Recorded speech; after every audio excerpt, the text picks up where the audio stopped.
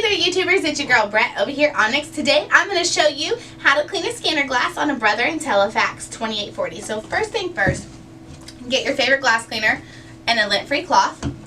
Lift this hatch up here and then you'll hear it kind of lock in place so it'll stay up. You want to take your glass cleaner and put it on the cloth. You never want to put it directly on the glass because the liquid could get onto something that it's not supposed to and could cause damage to your printer, and that's not something we want.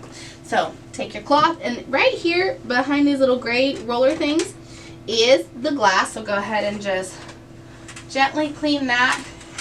If you're seeing a lot of defects when you are copying, you might need to do it more than once. It's a little tricky to do it, so just try to be as gentle as you can and get all areas of the glass.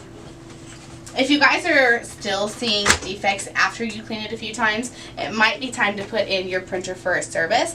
If you guys are in need of any supplies or quotes, give your girl Brett a call and have a great day.